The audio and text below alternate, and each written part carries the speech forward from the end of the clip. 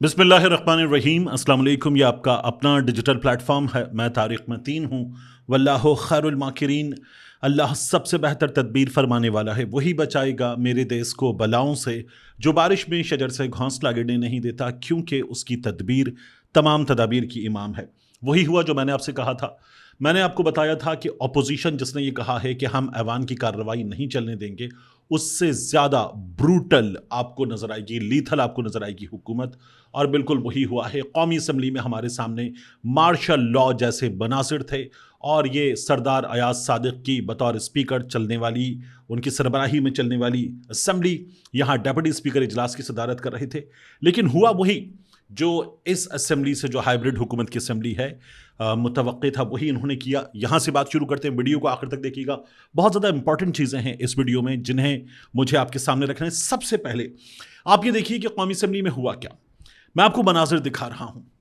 जिस वक्त इस असेंबली में आज बात शुरू की गई महमूद खान अचकजई साहब की जानिब से, तो हमें नजर आया मार्शल लॉ, क्योंकि वहां कौमी असम्बली की कार्रवाई रोक दी गई। कौमी असम्बली की जो ऑनलाइन स्ट्रीमिंग थी वो रोक दी गई।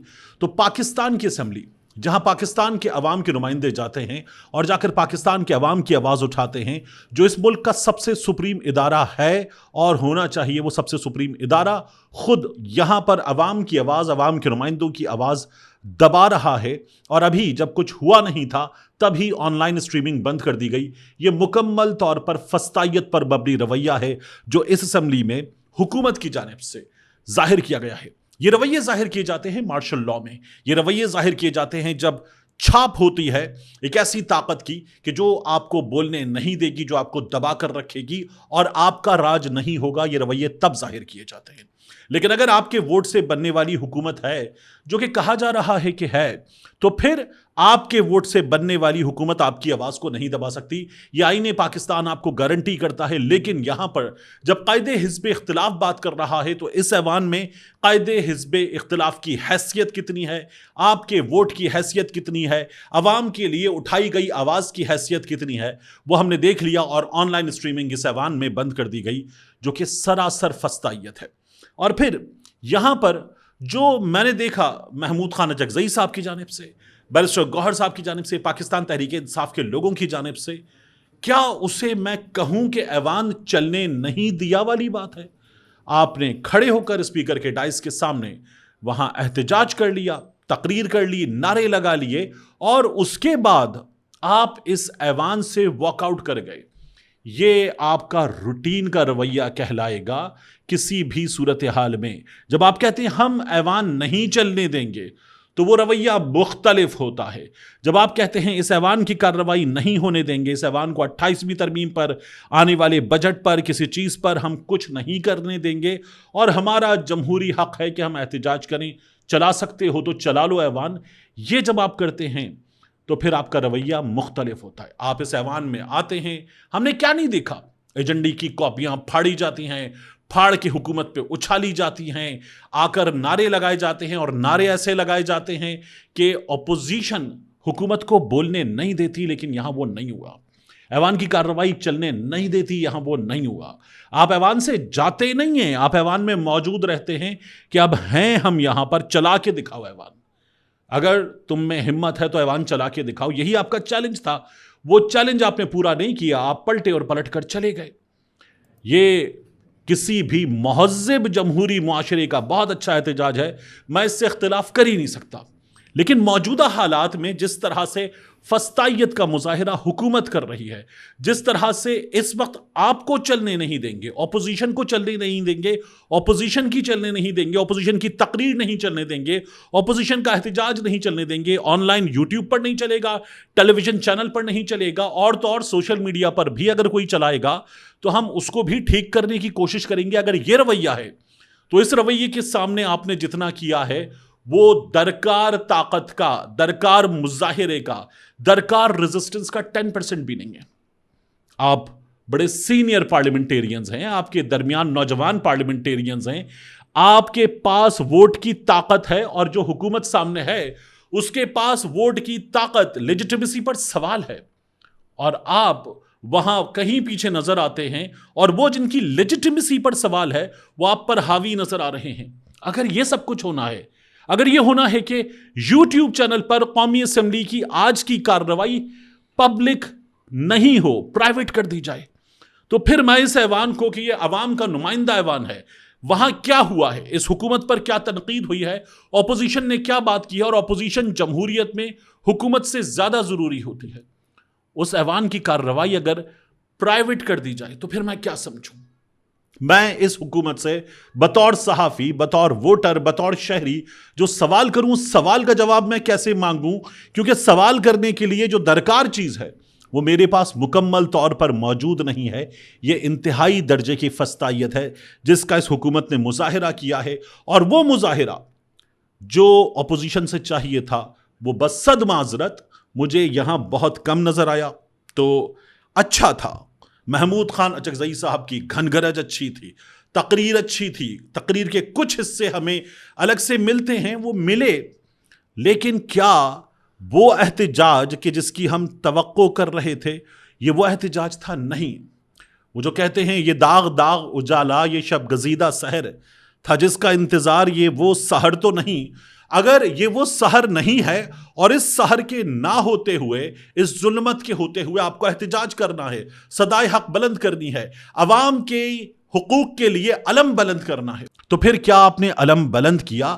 کیا آپ نے صدائے حق بلند کی؟ کیا آپ نے احتجاج کی وہ توانا آواز بلند کی جو مجھے بطور شہری مطمئن کرے، بطور ووٹر مطمئن کرے، بطور صحافی میں سمجھوں کہ اس پارلیمان میں ایک ایسی اپوزیشن ہے جو اپنا حق مانگ رہی ہے، اور ایک ایسی حکومت ہے جو جمہوری روایات کی پاسداری کر رہی ہے؟ یہ مجھے نظر نہیں آیا۔ تو مجھے جہاں حکومت سے شکایت ہے وہاں اس سے زیادہ شکایت اس تگڑی اپوزیشن سے ہے جو حکومت کے سامنے وہ نہیں کر سکی جو اسے کرنا چاہیے تھا۔ اس کے بعد میں آپ سے عرض کروں عمران خان کی ٹیم نے جو کیا ہے، احسن اقبال صاحب پہ میں ابھی آتا ہوں، ان پہ بات کرتا ہوں، لیکن جو عمران خان کی ٹیم نے ہمارے سامنے کیا، آج نعیم پنجوتا صاحب کی درخواست تھی عمران خان صاحب کو اسپتال منتقل کرنے کے لیے سپریم کورٹ آف پاکستان میں، اور سپریم کورٹ آف پاکستان نے وہ درخواست واپس کر دی۔ ہم نے اسلام آباد ہائی کورٹ میں کیا دیکھا؟ عمران خان کی ٹیم بار بار جاتی ہے، ایک دیوار ہے جہاں پر جا کر وہ ٹکریں مارتے ہیں اور بتاتے ہیں کہ ہم اڈیالہ جاتے، اڈیالہ جا کر کہتے ہیں یہ درخواست ہے، اس پر دستخط کروا دو، نہیں ہوتی۔ ہم جاتے اور کہتے ہیں یہ کاغذات ہے، اس پر دستخط کروا دو، نہیں ہوتے۔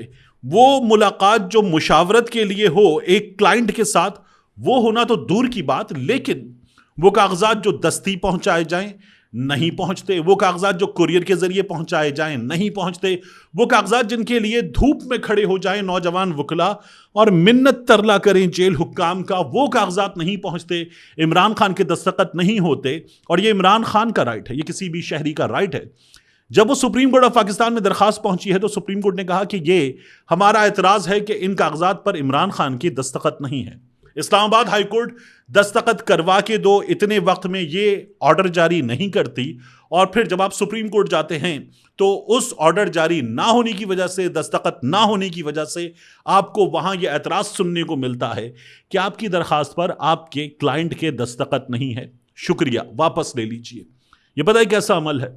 یہ عمل وہی ہے جو لاہور ہائی کورٹ میں اور دیگر عدالتوں میں فوجی عدالتوں کے فیصلوں کے خلاف اپیلیں لے کر جانے والوں کو نظر آ رہا ہے، ان کے سامنے ہے۔ جب وہ جاتے ہیں اور کہتے ہیں کہ یہ ہماری درخواست ہے، اس درخواست کو سن لیجئے، تو عدالت کہتی ہے لائیے، ہم سنتے ہیں، آپ کی یہ جو درخواست ہے یہ فوجی عدالت کے فیصلے کے خلاف ہے، اب ہمیں دیجئے فوجی عدالت کا فیصلہ تاکہ ہم آپ کی درخواست پر کارروائی کر سکیں۔ اور فوجی عدالت کا فیصلہ ان درخواست گزاروں کے پاس نہیں ہے، جو ان کے پاس نہیں ہے اس پر عدالت کہتی ہے اب ہم کیا کر سکتے ہیں، اور وہ بیچارے واپس آ جاتے ہیں۔ تو اس سسٹم سے یہ حکم جائے فوجی عدالتوں کو کہ آپ ان کو تحریری فیصلے دیجئے، وہ فیصلے نہیں مل رہے، اور وہ لوگ جو اس سسٹم سے انصاف چاہتے ہیں، پاکستان کی جمہوریت سے، پاکستان کی عدالت سے، پاکستان کے نظام انصاف سے انصاف چاہتے ہیں، انہیں انصاف کے حصول میں مشکلات کا سامنا ہے۔ کتنا بڑا مذاق ہے پاکستان کے عام شہری کے ساتھ کہ پاکستان کی سپریم کورٹ، پاکستان کی وفاقی آئینی عدالت، پاکستان کا نظام انصاف کہتا ہے کہ پاکستان کی پارلیمان پابند ہے 45 روز کے اندر پاکستان کے شہریوں کو یہ حق دینے کی کہ وہ فوجی عدالتوں کے فیصلوں کے خلاف اپیل کر سکیں اور اس فیصلے کو 365 سے زیادہ دن گزر جائیں اور پارلیمان وہ حکم نہ مانے. پاکستان کی عدالت کا حکم پاکستان کی پارلیمان نہ مانے، ایک ایسا حکم جو پاکستان کے شہریوں کو شاید ایک حق دے سکتا ہے لیکن وہ حق پاکستان کی پارلیمان نہیں دے رہی. یہ فسطائیت نہیں ہے تو اور کیا ہے؟ اور اس فسطائیت کا سامنا پاکستان کا ایک عام شہری کر رہا ہے، اور یہ فسطائیت اگر کوئی روک سکتا ہے تو وہ پاکستان کی پارلیمان روک سکتی ہے جو اسی شہری کے ووٹ سے وجود میں آتی ہے، لیکن وہ پارلیمان اس شہری کو اس کا حق دینے پر ہمیں آمادہ نظر نہیں آ رہی، اور اسے ہم فسطائیت کے سوا کیا کہیں؟ یہ میرا سوال ہے آپ سے. دوسرا، احسن اقبال صاحب آج آسماں شیرازی صاحبہ کے پروگرام میں موجود تھے. احسن اقبال صاحب نے وہاں پر جو گفتگو کی 5 عدد جھوٹ بولے. احسن اقبال صاحب کہنے لگے کہ آج دنیا کے مختلف ممالک کے پاس یہ گنجائش ہے کہ وہ شاک ایبزارب کر سکیں. بات ہو رہی تھی کہ پاکستان میں مہنگائی بہت ہے تو وہ ریزروز کی بات کرنے لگے اور بتانے لگے کہ پاکستان میں یہ گنجائش نہیں ہے. بات یہ کہ جب ججز کی تنخواہیں بڑھتی ہیں، اسپیکر کی، چیئرمین سینٹ کی تنخواہ بڑھتی ہے، دیگر بڑی بڑی شخصیات کی تنخواہیں بڑھتی ہیں، تو کیا پاکستان کی اکانومی کے پاس یہ گنجائش ہے کہ وہ یہ شاک ایبزارب کر سکے؟ جب اراکین اسمبلی کی تنخواہیں بڑھی ہیں اور 100، 200، 300% بڑھی ہیں، وزراء کی تنخواہیں بڑھی ہیں، تو کیا پاکستان کی اکانومی کے پاس یہ گنجائش ہے کہ وہ یہ شاک ایبزارب کر سکے؟ جب ہمارے ہاں بیوروکریسی کے لیے گاڑیاں خریدی گئی ہیں، اور گاڑیاں بھی وہ کہ جنہیں ہم لگژری کہتے ہیں، تو کیا پاکستان کی اکانومی کے پاس گنجائش ہے کہ وہ یہ شوق برداشت کر سکے؟ جب مریم نواز شریف کے لیے مبینہ طور پر 11 ارب روپے کا جہاز خریدا گیا ہے، تو کیا پاکستان کی اکانومی کے پاس یہ گنجائش ہے کہ وہ شوق ایبزارب کر سکے؟ جب مرکز کی حکومت روزانہ کی بنیاد پر چینل پر، گوگل پر، اخبار میں اشتہار چھاپ رہی ہے، اپنے چہرے تھوپ رہی ہے، تو کیا پاکستان کی اکانومی کے پاس یہ گنجائش ہے کہ وہ یہ شوق ایبزارب کر سکے؟ ان شوکس کے نتیجے میں اگر پاکستان کا کوئی شہری یہ جرت کر لے کہ وہ سوال کرے، تو مریم نواز شریف سرکار ایک قانون بنا چکی ہے کہ رائٹ ٹو انفارمیشن، اس کے تحت وہ ایکسس لے سکے کہ کتنے مریم نواز شریف کی سرکار نے پیسے اشتہارات پہ، تشہیر پہ خرچ کیے. وہ یہ انفارمیشن نہیں لے سکتا. مریم نواز شریف کی سرکار نے قانون بنایا، اور نہ صرف یہ قانون بنایا بلکہ یہ قانون بنایا کہ عدالت اس سلسلے میں سوال بھی نہیں کر سکتی. تو کیا پاکستان کی اکانومی کے پاس گنجائش ہے کہ وہ اس طرح کی پبلسٹی برداشت کر سکے؟ نہیں ہے. تو احسن اقبال صاحب، یہ آپ کا پہلا جھوٹ تھا. دوسرا، آپ نے جھوٹ کہا اور کہا کہ اب ہم جو برداشت کر رہے ہیں وہ اکانومی میں اس لیے برداشت کر رہے ہیں کہ اب ہم بہت بری بیماری کی حالت میں آئی ایم ایف کے پاس گئے ہیں. اب ڈاکٹر ہمیں ٹافیاں، چاکلیٹ نہیں دے گا، اب ہمیں کڑوی گولیاں دے گا، ڈاکٹر کڑوی دوائیاں ملیں گی. تو جب عمران خان کی حکومت آئی ایم ایف کے پاس گئی تھی تو ڈاکٹر کیا عمران خان کی حکومت کو اور اس ملک کی عوام کو دیتا چاکلیٹ، ٹافیاں وغیرہ؟ نہیں. لیکن آپ قومی اسمبلی میں کھڑے ہو کر غداری کے فتوے بانٹ رہے تھے. آپ فرما رہے تھے کہ قائد اعظم نے اس ملک کو آزادی دی اور عمران احمد خان نیازی نے گروی رکھ دیا پاکستان کی آزادی کو. تو آپ لوگ جو 4 برس سے اس وقت حکومت میں ہیں، آپ لوگ پاکستان کے لوگوں پر 50,000 ارب روپے کے ٹیکس لگا چکے. آپ پاکستان کے قرضے 1 لاکھ ارب تک پہنچا چکے. اب اور کیا کرنا ہے اس ملک کے عوام کے ساتھ جن کا بجلی کا بل آپ یونٹ پرائس پر 60 روپے سے اوپر لے جا چکے، جن کی گیس کی قیمت آپ ظالمانہ حد تک اوپر لے جا چکے، جن پر آپ نے اتنا بوجھ لاد دیا ہے کہ ان کی کمر ٹوٹ چکی ہے. اور پھر احسن اقبال صاحب، آپ یہ کہہ رہے ہیں کہ 4 سالوں کا نتیجہ پوری قوم بھگت رہی ہے، ابھی مزید بھگتے گی. تو آپ کس مرض کی دوا ہیں؟ اگر آپ کو 4 برس یہاں رہتے ہوئے اور تمام طاقتوں کی حمایت میسر ہوتے ہوئے بھی یہ کہنا ہے کہ قوم پچھلے 4 برس کا بھگت رہی ہے، اور یہ بھی بتانا ہے کہ مزید بھگتے گی، تو پھر آپ ہیں کیوں؟ آپ کا وجود حکومت میں ہے کیوں؟ ہم آپ کو کیوں بھگتے؟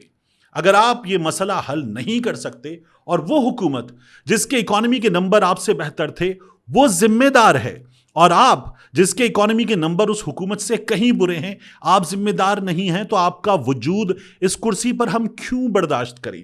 اس کے بعد احسن اقبال صاحب فرمانے لگے کہ 2 سال میں انفلیشن 38 سے 5% پر گئے۔ احسن اقبال صاحب اکانومی کے نمبرز، انفلیشن کے نمبرز، مہنگائی کے نمبرز، پالیسی ریٹ کے نمبرز پتہ ہے کیا بتاتے ہیں؟ وہ نمبرز بتاتے ہیں کہ 2021 میں صورتحال اس سے کہیں بہتر تھی۔ آپ نے پالیسی ریٹ کی بات کی، پالیسی ریٹ کے حوالے سے جان لیجئے کہ 2020 میں پالیسی ریٹ تھا 13.25%، 2021 میں یہ 9.75% تھا، 2022 جب آپ آ چکے تھے یہ 16% پر گیا، 2023 یہ 22% پر گیا، 2024 میں یہ 22 سے 13% پر آیا تھا، پھر اس سے نیچے آیا، لیکن آج ایک بار پھر یہ اوپر جا چکا ہے۔ تو ذمہ دار آپ ہیں، عمران خان کی حکومت میں یہ نمبر آپ سے کہیں کم تھا۔ پھر اس کے بعد احسن اقبال صاحب آپ نے انفلیشن کی بات کی۔ عمران خان کی حکومت میں انفلیشن تھا 9.7%، 2020 میں 2021 میں یہ 9.5% تھا، 2022 میں یہ 19.9% تھا جب آپ آ چکے تھے، 2023 میں یہ 30.8% تھا، اس کے بعد یہ 38% تک گیا، 2024 میں جا کر یہ آیا تھا 12.6% پر، پھر اس کے بعد یہ سنگل ڈیجٹ میں آنے کے بعد پھر اوپر چلا گیا۔ تو اس کو 38% پر لے جانے والے بھی آپ تھے عمران خان کی حکومت میں۔ یہ نمبر اس جگہ پر نہیں تھا جس جگہ پر اس کو آپ بیان کر رہے ہیں، یہ بھی آپ کی جانب سے سراسر جھوٹ بولا جا رہا ہے۔ ملتے ہیں انشاءاللہ آپ سے اگلی ویڈیو میں۔